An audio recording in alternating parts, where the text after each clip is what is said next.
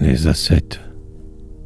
Depuis qu'au joug de fer blanche esclave enchaînée, hélas, avait fini sa belle destinée, et qu'un dernier soupir, un souffle harmonieux, avait mêlé son ombre aux ombres de ses dieux. Le César, dévoré d'une soif éternelle, tarissait le lait pur de l'antique Cybèle.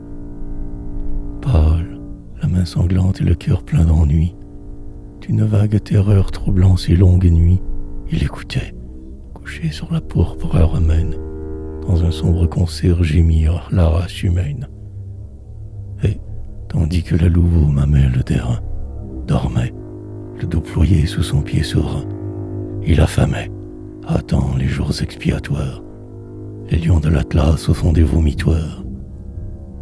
Inépuisable mer, du sommet des 7 monts, couvrant l'empire entier de ses impurs limons, nu, horrible, traînant ses voluptés banales, la débauche menait les grands de Saturnales, car c'était leur sombre, le vieil univers, ne pouvant oublier son opprobre et ses fers, gisait sans Dieu, sans force et fatigué de vivre, comme un lâche qui craint de mourir et s'enivre.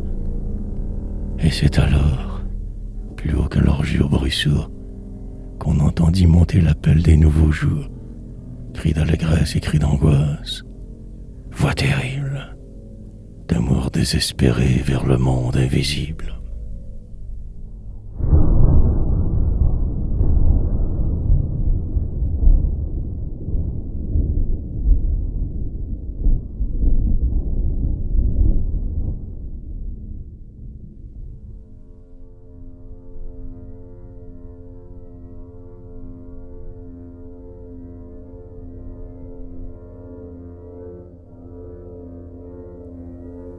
Les bruits du siècle ont-ils étouffé votre voix, Seigneur? Jusqu'à quand resterez-vous en croix? En vain vous avez bu l'amertume et la lie. Le monde se complaît dans sa vieille folie et s'attarde en chantant aux pieds de ces dieux morts. Ô désert, les sages et les forts. Ô désert, ceux que l'esprit convie, ceux qu'a longtemps battu l'orage de la vie, ceux que l'impie enivre ses coups de feu, ceux qui dormaient hier dans le sein de leur Dieu. Ô désert, les hommes et les femmes, étouffons dans nos cœurs les voluptés infâmes. Vers la gloire des cieux éternels déployons l'extase aux ailes d'or sous la dent des lions.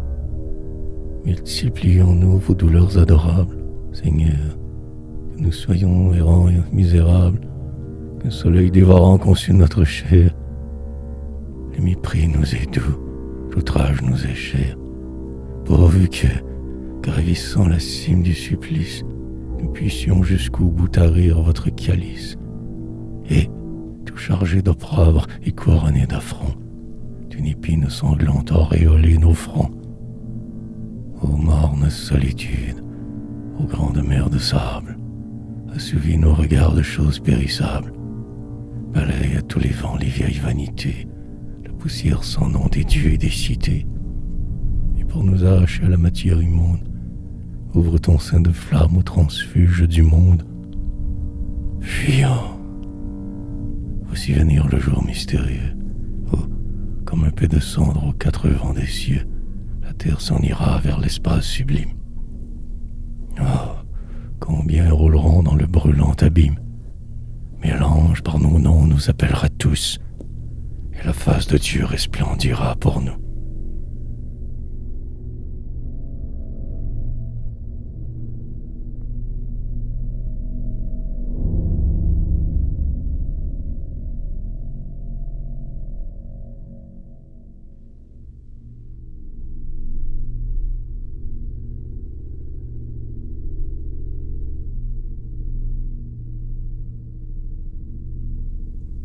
Ô rêveurs, ô martyrs, vaillantes créatures, qui, dans les forces sacrées de vos nobles ratures, poussiez vers l'idéal un sanglot éternel, je vous salue, amants désespérés du ciel.